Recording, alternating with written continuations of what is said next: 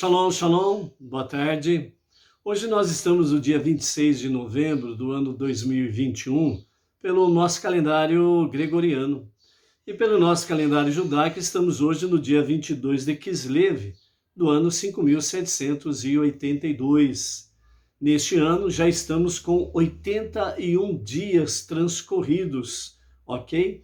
Hoje é o sexto dia da semana e, portanto, nós estamos no sexto dia do Shabat.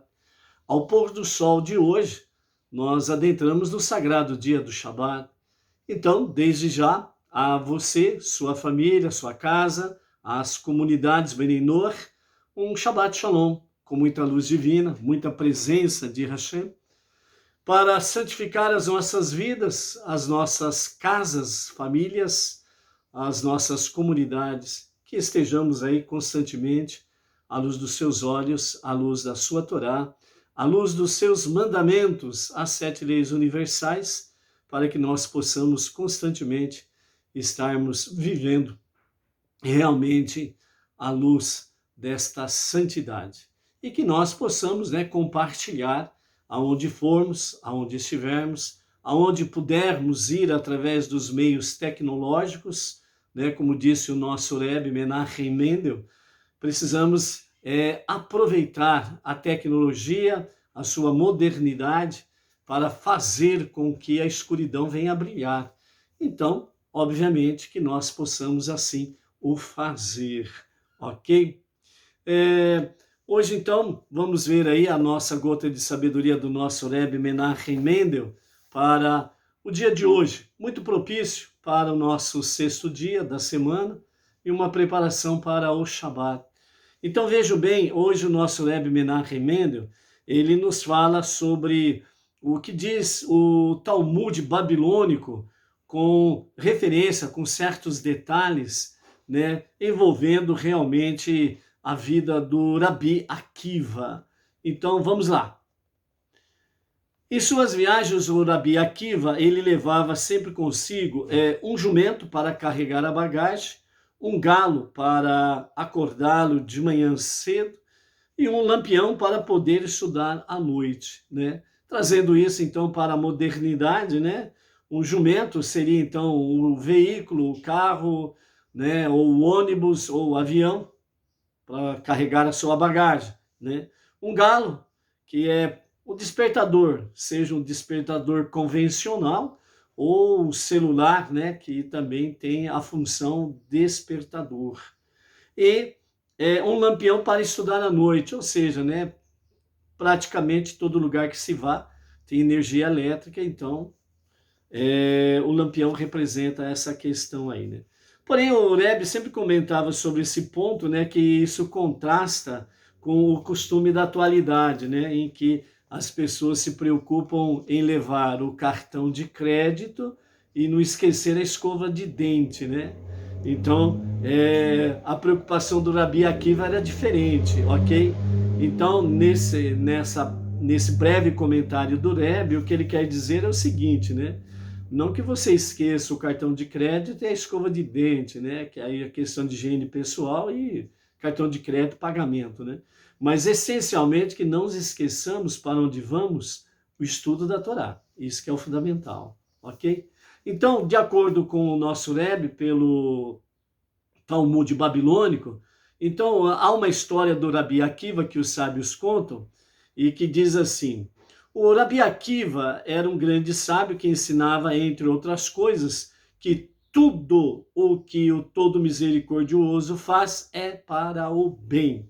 Lembre-se que aprendemos dentro da Hassidut Chabad, Tudo é Deus.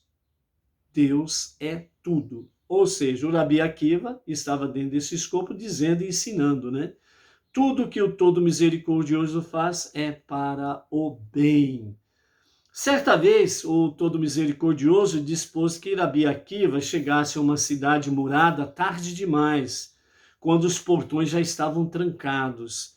A partir do momento que se trancam os portões no início da noite, não se abre para mais nada e para mais ninguém, Então, o Rabi Akiva, dessa forma, ficou do lado de fora da cidade, ficou do lado de fora dos portões e ele disse que tudo bem, é tudo para o bem, tudo que o misericordioso faz é para o bem. Então, nas proximidades havia uma floresta, então ele foi até a floresta e ali para repousar e passar a noite, né? Mas aquela noite, além do que ele pensava, não foi exatamente da forma que ele pensava, foi uma noite cheia de desastres, né? Quando ele estava sentado e estudando, né, começando a estudar a Torá, veio uma rajada de vento forte e apagou o lampião. E ele não tinha fósforos para acender novamente, né, o lampião, não tinha como acender o lampião, ok? Então, ele simplesmente disse, tudo é para o bem. E deitou-se para dormir. Afinal, o seu galo o despertaria no primeiro sinal do amanhecer, como chamamos, né, lá na boca da madrugada. Porém, uma raposa atacou o galo e fugiu com ele entre os dentes. E novamente Rabi Akiva disse, de algum modo, isso também é para o bem. E adormeceu. Já no meio da noite, apareceu um leão e atacou o seu jumento e o arrastou floresta adentro. E o Rabi Akiva lamentou-se pelo seu animal, mas ele alegrou-se com o grande bem que, de uma maneira ou de outra, tudo que estava acontecendo é para o bem. Por quê? Porque o todo misericordioso, tudo que ele faz é para o bem. E então ele dormiu,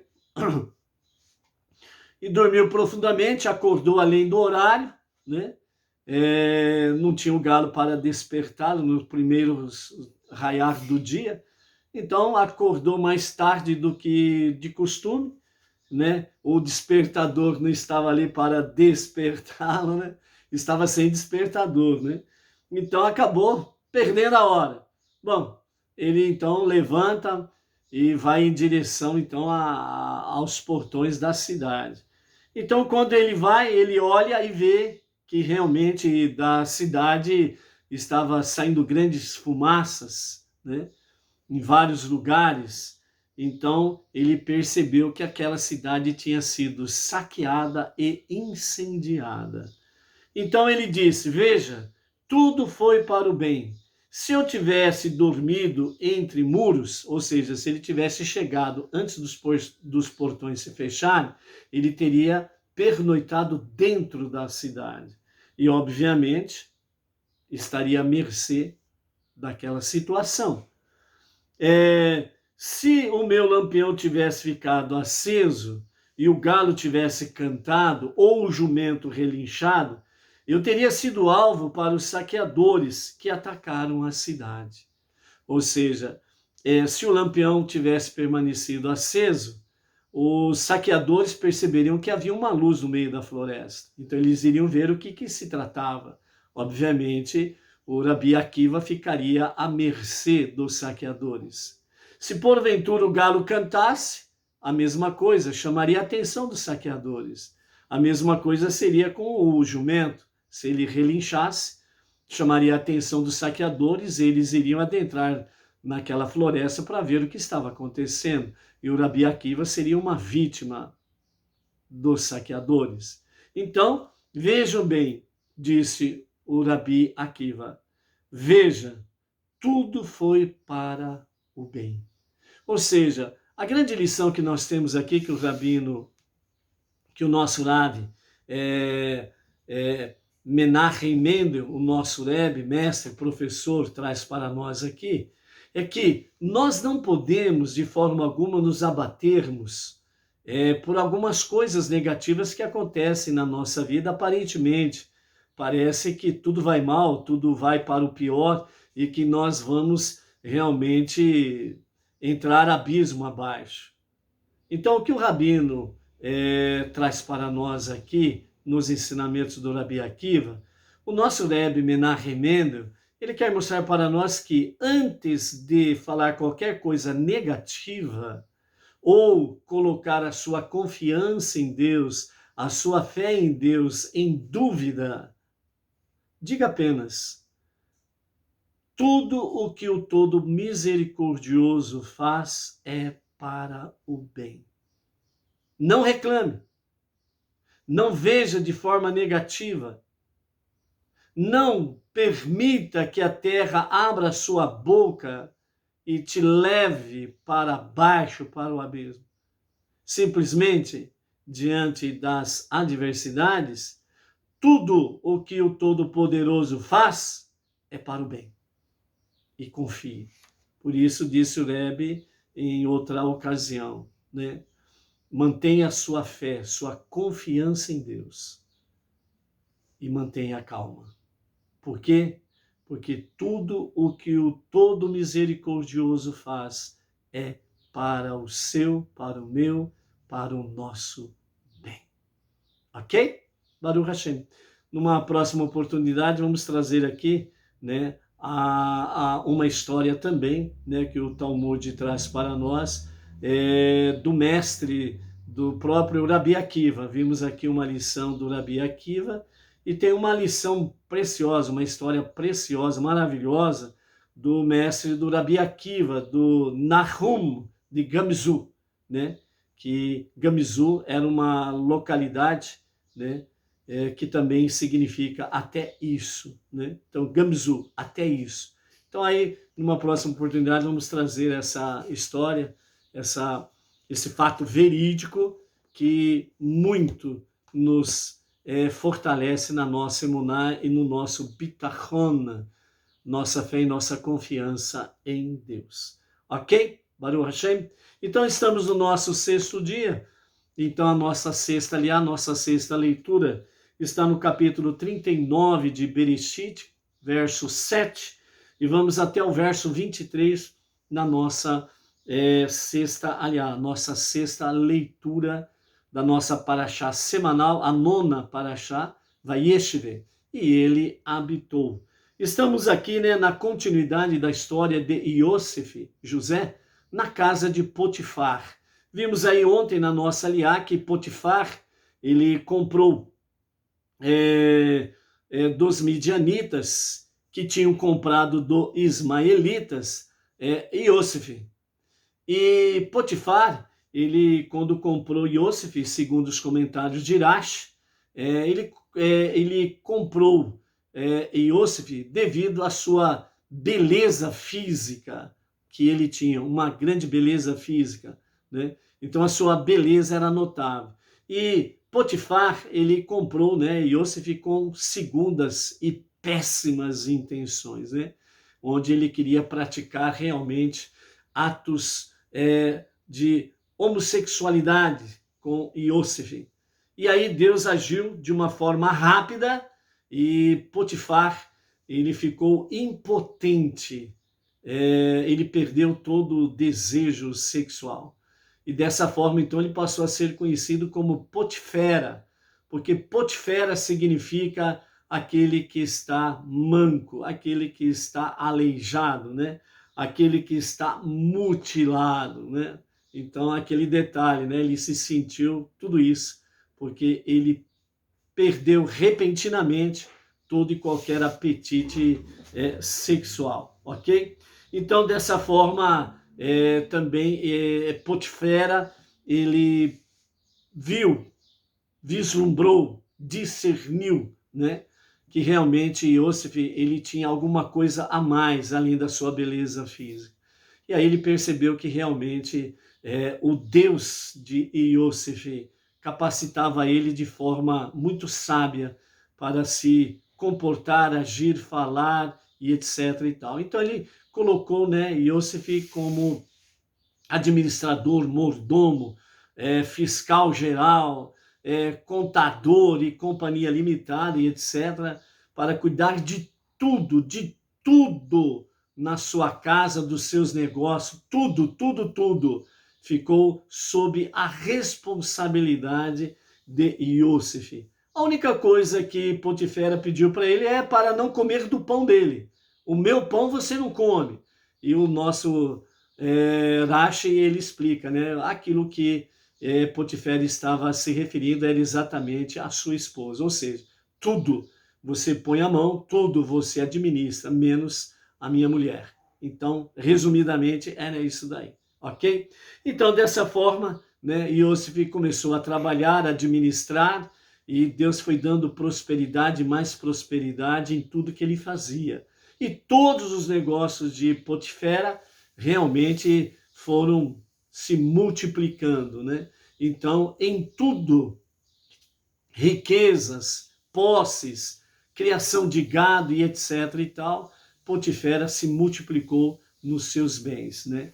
Então, dessa forma, Iosif, ele acabou olhando já não mesmo não mais com a mesma visão espiritual, e ele começou a se admirar porque tudo que ele fazia dava certo. Tudo que ele punha a mão se multiplicava, né? Então ele começou a dar vazão à sua egolatria, ou seja, ele começou a valorizar demais o seu ego. E aí isso trouxe uma falha para ele. E aí, num belo dia, ele se contempla diante de um espelho e realmente ele se vê e fala: puxa vida, como eu sou bonito! Afinal de contas, eu sou bonito. Olha só que porte físico que eu tenho, que estrutura que eu tenho, eu sou muito bonito. E aí ele cai na falha do narcisismo e parte então para a própria autoidolatria, né? Então Deus percebe que Iosif está saindo do plano. Então Deus realmente começa a se preparar para fazer com que situações e ocasiões façam com que Iosif volte ao foco, que agora estava saindo do foco, o foco da sua tarefa suprema, de transformar esse mundo para ser a moradia de Deus, né? Então aí Deus começa agora então providenciar situações e ocasiões para que ele possa voltar ao foco. Dentro desse escopo nós temos o seguinte: muitas vezes a nossa adversidade, como nós vimos aqui com a questão do Rabi Akiva, muitas vezes a nossa adversidade, as dificuldades que nós enfrentamos pela nossa vida afora aí, muitas vezes é exatamente isso que Deus está fazendo conosco.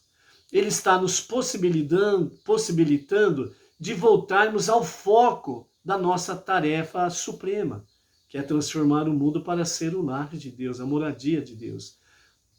Então, nesse aspecto aqui, o que acontece?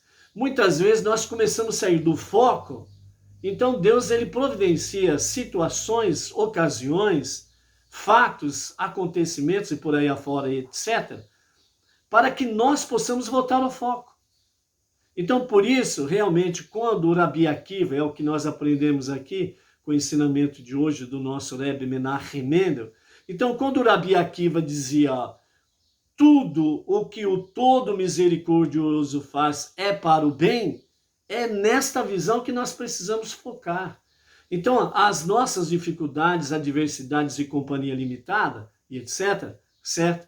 Exatamente a providência divina. Estamos dando um passo fora da reta. Estamos saindo realmente do norte, que a bússola tem nos mostrado, e nós estamos saindo do foco. Então, o foco está aqui. Então, de repente, nós começamos a mudar o foco. E aí nós saímos do objetivo, do foco. Então, Deus, quando vê isso daqui, então ele vem e faz o quê? Ou seja, ele dá um puxãozinho de orelha e a gente volta no foco. Entendeu? É isso daí. Afinal de contas, você é uma pessoa inteligente, ok? Então, Deus providenciou isso daí para Iosif. E na nossa vida não é diferente. Então, a adversidade e coisas semelhantes à dificuldade é exatamente essa. É para fazer-nos voltar ao foco. Então, vamos lá. Capítulo 39, verso 7. Né? E nós vamos dar continuidade a essa história de Iosif, né? Que saiu do foco, começou a entrar na egolatria, começou a entrar também no narcisismo, né? Que começou a se admirar, né? Que belo homem que eu sou, né? E aí já também começou a dar vazão à carnalidade, né? Então aquele detalhe, né, amados? Toda vez que uma pessoa ela começa a valorizar, né? diante do espelho, né, os seus dotes físicos de forma a chamar a sua própria atenção, como sou belo, como sou bela, olha que bonito isso, olha que bonito aquilo, então a coisa tá feia, espiritualmente a coisa tá feia, né?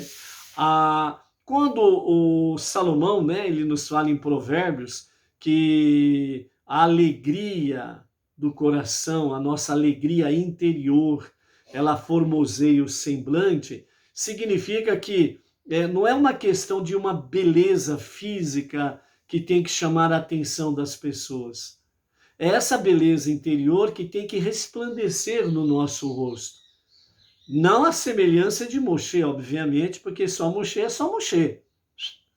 Ok? Mas o nosso semblante, ele precisa irradiar luz. Ele precisa irradiar a verdadeira felicidade, né? Então, isso é importante, né? As pessoas precisam compreender que a beleza que nós temos, ela é interior. E o nosso exterior, ela vem espelhar essa beleza interior. Então é aquela questão, os olhos têm um brilho diferente. A nossa face, as pessoas não olham para ela com uma beleza física, uma beleza secular, mundana, profana. As pessoas precisam ver esse brilho nos nossos olhos e no nosso rosto, vendo a expressão de Deus, a expressão da Torá. Então é isso que precisa chamar a atenção das pessoas. E é nesse foco que nós precisamos seguir. E Iosif se desviou disso. Deus falou, peraí, rapaz, vamos lá, o puxão de orelha é sempre bom. E aí, né, capítulo 39, verso 7. Assim, imediatamente depois que Iosif começou a enfeitar-se e Deus pronunciou sua intenção de corrigir essa insensibilidade, né? Essa insensibilidade aqui, né, entre outras coisas no sentido espiritual, aqui Irache ele comenta a insensibilidade por causa da tristeza, do choro, do luto que o seu pai estava guardando lá em Canaã. E agora, com essa idolatria, narcisismo e etc., ele perdeu a sensibilidade da tristeza do seu pai. Então ele se tornou insensível. Então Deus vai dar um puxão de orelha caprichado nele, né? Então, assim, na sequência, do verso 7, a mulher do Senhor de Iosif dirigiu seus olhos para José. Ela vira por meios astrológicos que estava destinada a ser ancestral da descendência de Iosif. Embora estivesse correta, porque Iosif, mais tarde, se casou com a filha dela, e, portanto, os filhos que nasceram eram seus descendentes. Ela, equivocadamente, pressupôs que seria a mãe dessa prole, e estava ávida para dar à luz aos filhos de um indivíduo tão íntegro. Com essas intenções nobres, não restam dúvidas, apesar que eram errôneas, ela aproximou-se de Iosif e disse, dorme comigo, né? Então, só para abrir um parênteses aqui, né? Segundo os nossos sábios, falam que o nome da mulher de Potifera, o nome dela era Zuleika, ok? Então era Zuleika aqui o nome dela. E ela tinha consultado realmente os astrólogos, e os astrólogos viram que dela seria a descendência dos filhos de José, né? Então, como os astrólogos eles não conseguem enxergar corretamente, né? Deram instrução errada, interpretaram erroneamente os sinais, e ela entendeu também erroneamente, então ela achava que ela que seria a mãe dos filhos de Iosif, né? Sendo que mais tarde a filha a filha de Zuleika que casa realmente com Iosif, e aí vem realmente a descendência, né, de Menashe Efraim para a José, ok? E então ela vai e convida ele, deita comigo, dorme comigo, né? E então ele se recusou a princípio em ceder a sua sedução, E disse a mulher de seu senhor: olha, meu senhor não se preocupa com o que faço na casa, e tudo aquilo que possui ele confiou nos meus cuidados. Não há ninguém nesta casa que tenha mais autoridade do que eu, e ele não me negou nada, exceto a ti, pois és sua mulher. Então, como eu poderia cometer um mal tão grande? Como trair a confiança dele e ao mesmo tempo também pecar perante Deus? Certamente sabes que a humanidade repudiou o adultério após o dilúvio. A mulher de Potifera, porém, persistiu na tentativa de seduzir, né, Iosif, e ela não desistiu não, né? Então, contudo, embora ela falasse a Iosif dia após dia, ou seja, né, água mole em pedra dura, tanto bate até que for, ela foi por esse adágio, né, por esse ditado, né? E ele não a escutava, não concordou sequer em deitar ao lado dela sem ter relações, pois sabia que isso poderia levá-lo a ter relações com ela. Além de não sequer cometer adultério, José também estava ciente de que, se tivesse relações, ele teria de estar com ela na vida após a morte, para ser purificado no purgatório, por ter se pervertido de tal maneira. Aqui, Urashi, ele traz para nós algumas coisas profundas e elevadas. Então, primeiramente, ele fala aqui sobre a questão da sedução. A sedução foi dia a dia, né? Ninguém cai no adultério assim, ó. Esse negócio, foi sem querer. Não existe. No adultério não existe. Na prostituição também não existe isso. Foi sem querer. Eu estava andando pelo caminho, de repente, pá! Negativo. Não tem essa história. A sedução, ela é dia a dia, passo a passo. Ela vai acontecendo sistematicamente, até chegar ao ponto vulnerável, em que a pessoa está vulnerável e ela sucumbe à sedução, à tentação, certo? Então foi isso que Zuleika fez, né? A mulher de Potifera. Ela foi dia a dia tentando, seduzindo Iosif. E ele não, certo? E aqui num dos comentários de Irache fala que, inclusive, Iosif, ele se recusava a deitar do lado dela sem ter relações, né? Isso daqui significa o seguinte, como escravo, servo, né? Então tem aquela história, né? A mulher, a ama, né? Ela vai descansar na rede, um exemplo que nós estamos dando, ok? Vai deitar na rede, chama lá o escravo, né? Balança aqui a rede para mim. Balança. Pega aí o abanador aí, fica abanando aqui. Pega o abanador, fica abanando aí. Eu não quero ficar sozinha, né? Então deita aqui do meu lado para que eu não fique sozinha. Então todas essas coisas Iosif recusava fazer, porque ele sabia que não poderia ficar sozinho com ela. Era fatal. Então isso daqui nos mostra mais uma vez o cuidado que o homem e a mulher não casados precisam ter em ficar num ambiente somente os dois sozinhos. Isso não acaba bem. Não dá certo. Então, o homem e a mulher que não são casados, eles têm que fazer de tudo para evitar estarem sozinhos num determinado lugar. Isso é perigosíssimo, ok? Eu tenho muita responsabilidade, eu tenho muita seriedade, né? A mulher do meu amigo é meu amigo e isso nunca vai acontecer. A história da humanidade não confirma essa sua versão, querido. Ok?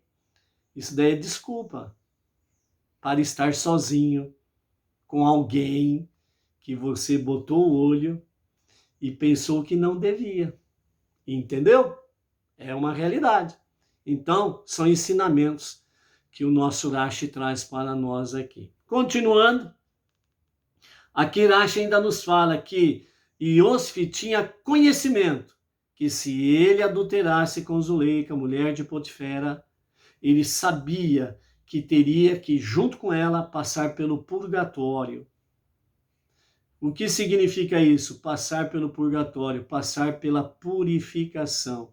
Ou seja, os nossos sábios dizem assim: é melhor nós sofrermos aqui, nesse tempo que chamamos hoje, do que sofrer lá, no purgatório. Porque aqui você tem uma dor, toma um analgésico. Lá não tem analgésico. Aqui você sofre um ferimento na carne, sente dor, passa em um analgésico, faz um curativo, a coisa sara. Lá não. O fogo queima e você não morre. Sente toda a purificação do fogo. Então, Iosif sabia disso. Então ele evitava: eu não quero passar pelo purgatório, Deus me livre. E que Deus nos livre mesmo de não passarmos pelo purgatório. E então, né, o verso 11, aconteceu um certo feriado idólatra, quando os egípcios congregavam-se em seu templo, que a mulher de Potifera percebeu que não haveria ocasião mais auspiciosa que um dia como esse para atingir o seu objetivo. Afinal de contas, vários dias fazendo a sedução. Ela excusou-se diante do seu marido de comparecer às cerimônias porque estava doente, fingiu que estava doente. Iosif, como de costume, entrou na casa para fazer o seu trabalho, porque ele não era idólatra e não ia no culto idólatra. Mas também pensava em ceder à pressão dela, ou seja, a sedução do dia a dia, segundo Rashi, estava na cabeça dele, né? E acho que é uma boa. Eu acho que vai ser legal. Eu acho que vai valer a pena aí alguns momentos de prazer, de paixão, né? Então, ele já estava mais mole, né? Estava dando mole, né? Nenhum dos membros da casa estavam presentes, exceto ela. Ela estava lá. Ela segurou pela sua roupa e disse: dorme comigo. Ele começou a fazê-lo. No último instante, uma visão do rosto de seu pai lhe apareceu. A visão falou dizendo: Iosif, seu nome e o de teus irmãos estão destinados a serem inscritos nas pedras das vestes do sumo sacerdote, o Kohen Gadol. Desejas que teu nome seja removido dos deles, para ficares conhecido como companheiro de uma prostituta?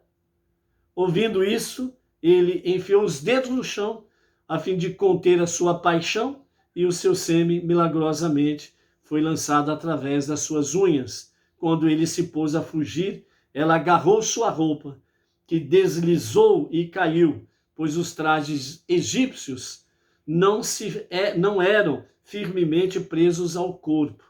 Ela deixou suas roupas na mão dela e fugiu e foi para fora. Quando viu que ele deixava sua roupa em sua mão e fugira para fora, ela, Zuleika, percebeu que podia usá-la para vingar-se dele por tê-la rejeitado. Ela chamou os seus servos de sua casa, que, não sendo egípcios, também não tinham ido à cerimônia idólatra, e disse-lhe o seguinte: vede, meu marido trouxe-nos um homem hebreu, um estrangeiro de muito longe e de raça diferente. Não admira que ele não tenha respeito para conosco. Tentou zombar de nós. Ele veio a mim para deitar comigo, mas eu gritei alto e ele fugiu. Então, quando ouviu que levantei minha voz e gritei, ele deixou sua roupa comigo e fugiu para fora. Ela, Zuleika, mulher de Potifera, conservou sua roupa consigo até que seu marido, senhor de Iosif, voltasse para casa. E falou-lhe dessa maneira, dizendo: o servo hebreu que nos trouxeste veio a mim para zombar de mim e tentando seduzir-me. Depois, quando gritei com toda a força, ele deixou sua roupa comigo e fugiu para fora. Inicialmente, o senhor de Iosif achou difícil acreditar que ele tivesse sido capaz de fazer isso. E, de todo modo, relutou em puni-lo, porque ele administrava sua casa de maneira tão hábil e impressionante.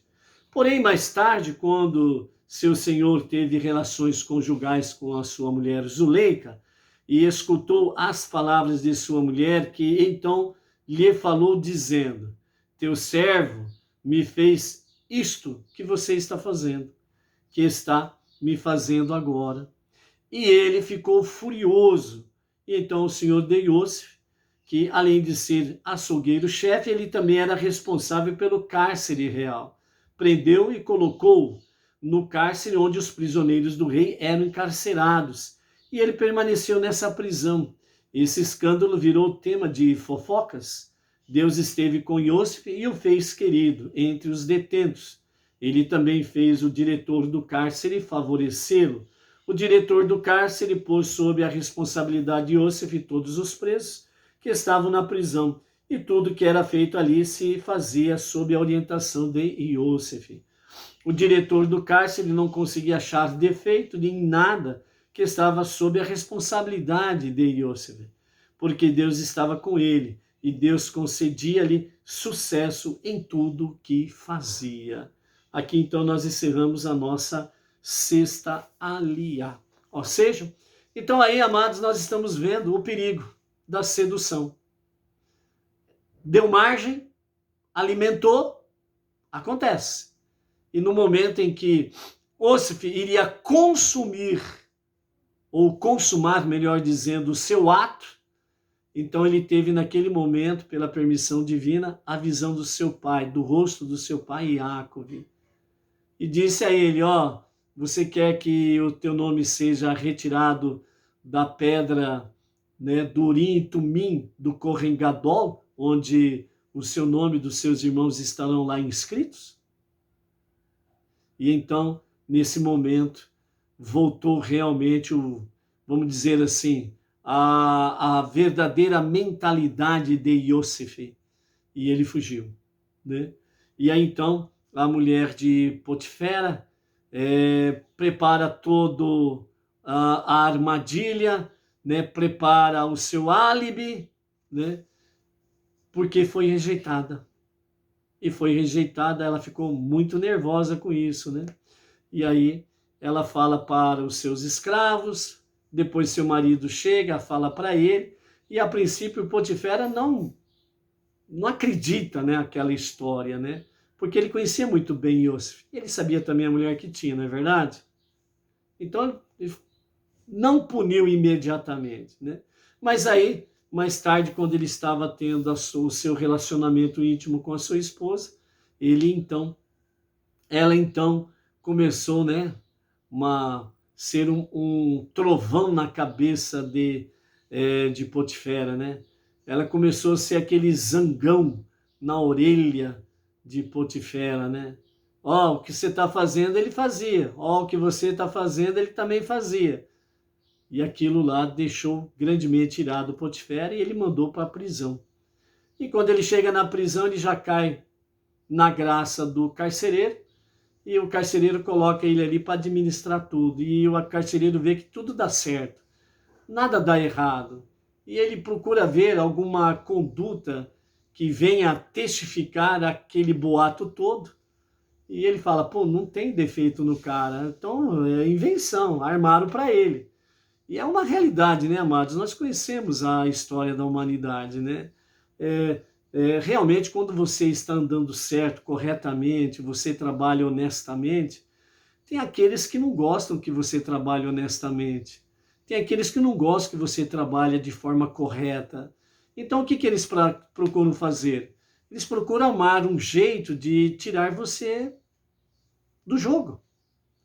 Então, é aquele detalhe, infelizmente é uma realidade, né? Muitos inocentes, como diz o ditado, paga pelos pecadores, né? Mas nesse sentido aqui, muitos inocentes acabam sendo punidos por aquilo que não fizeram. Por quê? Porque não interessa ao sistema, não interessa ao estilo do trabalho que estão fazendo ali, né? Que precisa daquele jeitinho, aquele joguinho de cintura, precisa arrumar um jeitinho para poder desviar alguma coisa daqui, outra coisa dali, e aquela pessoa é muito correta, aquela pessoa está atrapalhando o nosso esquema, então vamos movê-la. E aí armam, né, para aquela pessoa e muitas vezes ela acaba sendo punida injustamente, aliás, toda vez é punida injustamente, né? E às vezes até perde o serviço, sai com uma mão na frente e outra atrás, e aí quem não tem realmente Deus está em sérios e péssimos lençóis, né? Então, por isso, independente, né, da situação à sua volta, a nossa emuná e bitachon, a nossa fé e confiança em Deus tem que estar em primeiro lugar. Em segundo lugar, a família. A família é fundamental para que nós possamos realmente aí seguir em frente na nossa jornada. E mesmo quando, né, há uma punição injusta, nós precisamos permanecer realmente confiantes em Deus e o apoio da família é de fundamental importância. E o terceiro ponto é exatamente os verdadeiros amigos. Por quê? Porque é nessa hora que você conhece os verdadeiros amigos. Os interesseiros, cai fora. Afinal de contas, você foi despedido com uma mão na frente e outra atrás. Os seus amigos, entre aspas, ó, tchau. Aí que você vai conhecer os verdadeiros amigos. Aqueles que vão vir no teu socorro, aqueles que vão vir te apoiar, aqueles que vão vir, não desanima, não se desespere, mantenha calma, fé em Deus. Vamos lá, vamos em frente nessa jornada aí, você não está sozinho, né? E eles começam a te socorrer aqui, socorrer ali, ajudar aqui, ajudar ali, e você vê que realmente, como diz o Rabi Akiva, tudo o que o todo misericordioso faz é para o bem, né? Então, dentro desse sentido aí, ok? Então, amados, nesse sentido aí, né, que é a nossa lição, e o nosso Rebbe, né, para finalizarmos aqui, o nosso Rebbe, ele nos fala sobre enfrentando a tentação. Então, nós temos aí realmente Iosif, né, ele é submetido, né, à mercê da esposa de Potifera, né, ela acaba intimidando ele de todas as formas, ameaça, sedução, etc. e tal, né? Inclusive a morte, porque a morte, só dela acusá-lo de que ele realmente tentou violentá-la, a punição seria a morte. Então Potifera poderia tê-lo sentenciado à morte. Ele só não sentenciou Yosef à morte porque ele não acreditou na história dela. Mas ele teve que punir com prisão, no caso específico, né? Ele puniu José com prisão para, como diz o outro, para não ficar em branco, né? Afinal de contas, as pessoas precisam dizer, não, o maridão aí tomou providência, né? Então, pelo menos preso ele foi, né? Mas, aquele detalhe, né? O servo sabe muito bem quem era a sua ama, a sua dona, e Potifera sabia muito bem quem era a sua mulher, né? Então, tem esse caso aí. Mas quando Iosif viu a imagem da face do seu pai diante de si, ele compreendeu que sua obrigação era resistir às tentações dela, e por isso ele fugiu. Então o rosto de Yaakov lembrou a Iosif que pecados individuais não são apenas uma questão pessoal, de modo que se possa encontrar justificativa atenuantes, e sim afetam o equilíbrio moral de toda a realidade.